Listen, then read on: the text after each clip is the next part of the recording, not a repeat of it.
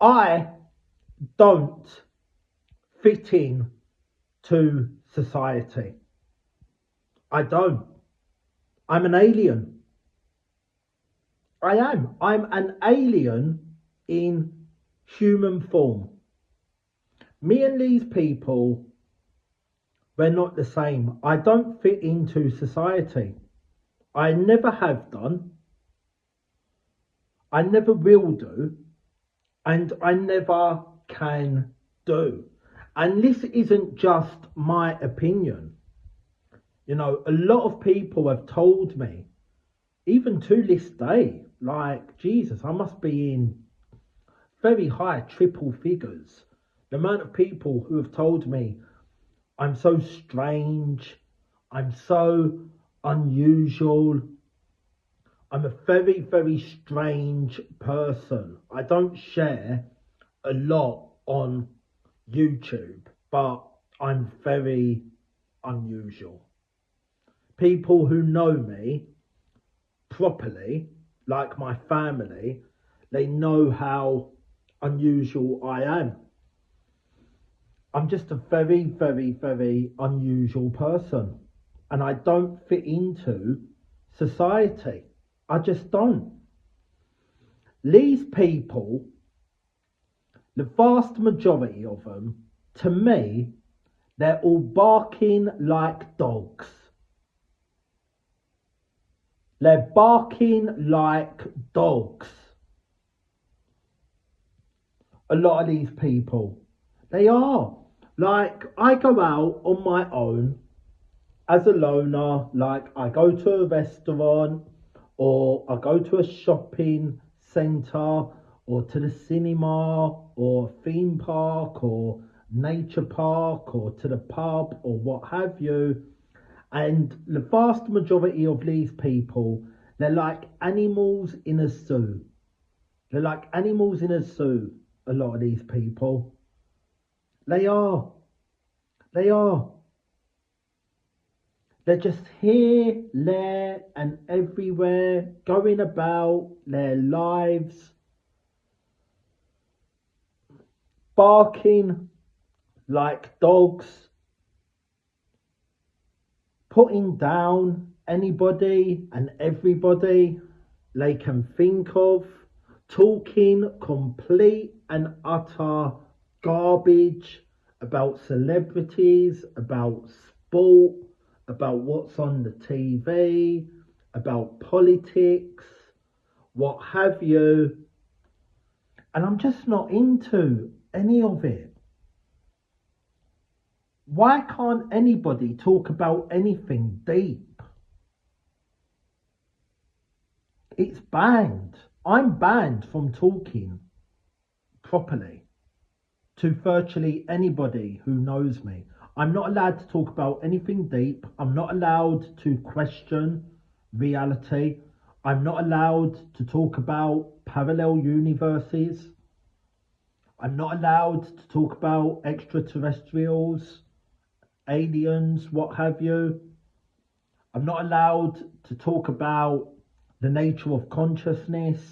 I'm not allowed to talk about how we're not our body, we're not our mind, we are the observer, observing the observer, and nothing needs judgment, and nothing is good or bad, but thinking makes it so. I'm not allowed to talk about going past duality. I'm not allowed to talk about grounding myself with the trees and getting energy from them. It's just mad. I'm just not a part of this. Like, I've always struggled. When I was at school, primary school, I hated it. I hated being at secondary school. I just don't fit in. I just don't fit into this society, to this life, to this way of being. I just don't. I don't know what else to say. I just don't. It doesn't mean I'm not enjoying it. It doesn't mean I'm not enjoying it. But the vast majority of people, they're very two faced. You know, they act one way to your face, behind your back, they act completely different. I just can't be asked with it. I feel like an alien on my own planet. I feel like an alien on my own planet. Is it just me?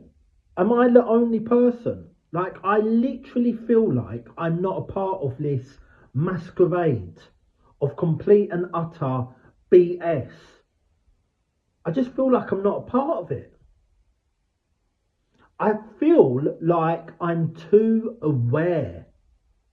I'm too aware. I'm too aware of the fact that we're inside an illusion. I'm too aware of the fact that fundamentally everything is completely meaningless.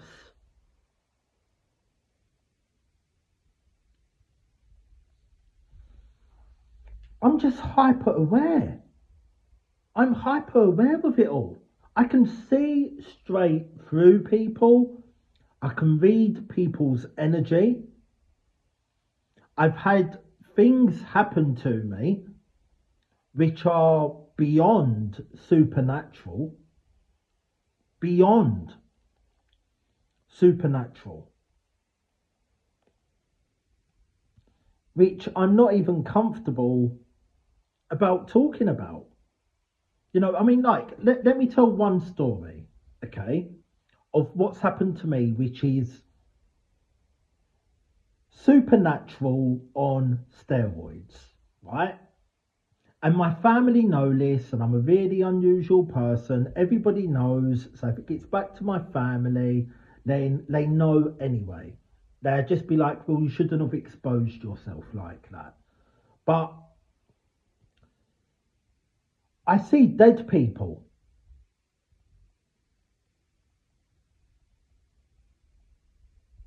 It's not banter. It's not banter. Like, it's happened numerous times. Numerous times. I'm like that boy in the film The Sixth Sense, except he's grown up. But it's always happened since I was a child. And no, they don't appear to me with, you know, a bullet wound in the head and loads of blood coming out and what have you, or like, you know, an axe has gone through them where they've clearly been murdered and now they're a ghost. It's nothing like that. But let me tell you a story of what happened with my hand on my heart. Okay? Let's tell the story of the girl in the red dress. So, I was living with my brother, my blood brother, and we had a big house which we was renting together. Okay? It was like a big 4-bedroom house. We was renting it together, going halves on the bills and what have you. Now, the brother I was living with, he's a bit of a party animal. And he's very popular, he's got a lot of friends, what have you. And on a weekend, he used to have a lot of friends around, right? So it was nothing unusual for him to have friends around. So anyway, I'm walking downstairs because we had an upside down house where basically you walk into the house and you've got a hallway and the kitchen downstairs, and then you go upstairs and there's the lounge and a bedroom. Then you go upstairs again and there's a few more bedrooms, right? So I've come down the stairs and then I've gone to go into the hallway. As I've gone into the hallway, my brother has come into the house with a few of his friends, right? There was a few guys and there was a few girls, right, with him. So I said hi to this, that and the other. I recognised the lads, didn't really recognise the girls. One of them was like a brunette. One of them had blonde hair. And one of them really stood out to me because she looked overdressed.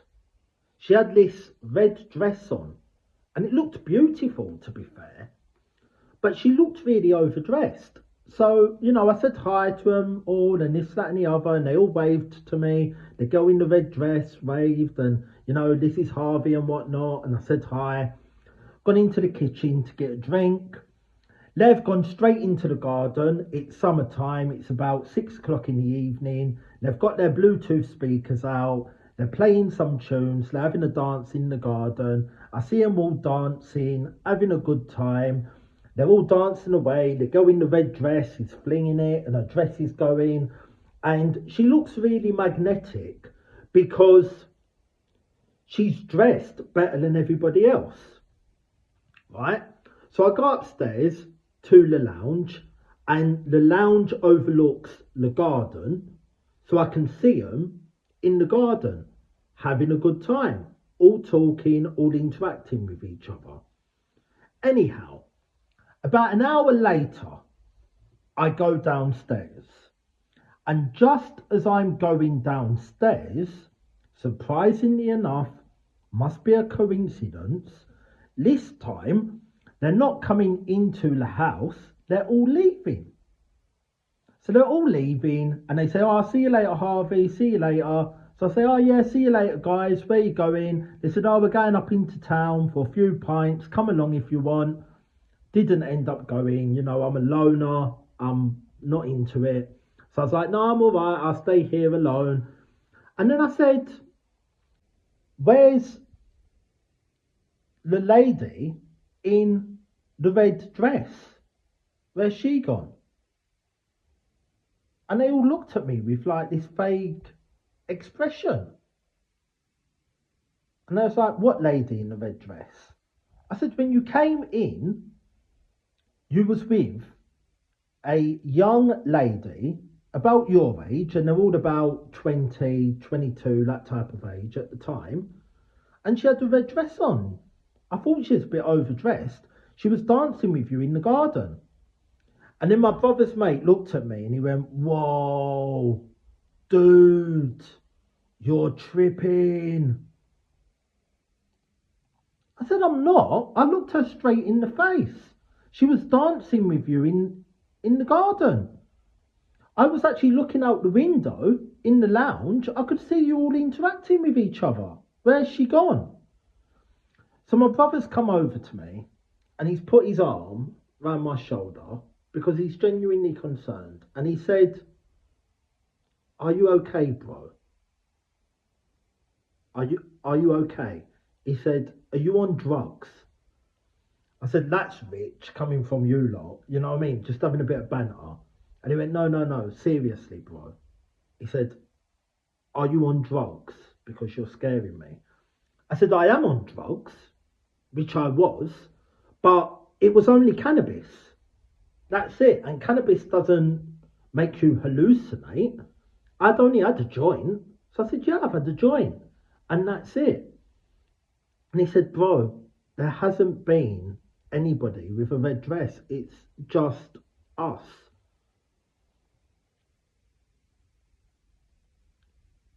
So what happened? I could tell by the way they was acting and responding to me, they was 100% serious. The woman in the red dress didn't exist. But I saw her clear as day. She looked me into my face. She walked past me. I could hear her high heels on the laminate floor in the hallway. I was watching her sing and dance and give it the hippie shake in the garden, and she never existed. Nobody had any memory of her being there whatsoever, and everybody was genuinely concerned for me, and they think I'm an absolute nut job. And I've come to the conclusion because I'm a man of logic. It's one of two things, and they're both equally as scary. Either I see dead people, and it wouldn't be the first time. I could tell a lot of stories similar, a lot of stories a lot more concerning, but I'm not going to go that deep, which have happened to me. Or I'm extremely schizophrenic. Both are equally as scary. But I am telling you now, with my hand on my heart, the woman in the red dress walked into my yard.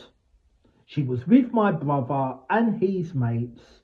She walked past me in the hallway. She was in my kitchen.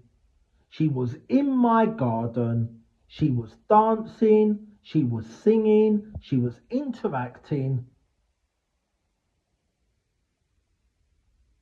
And I'm the only one who saw her.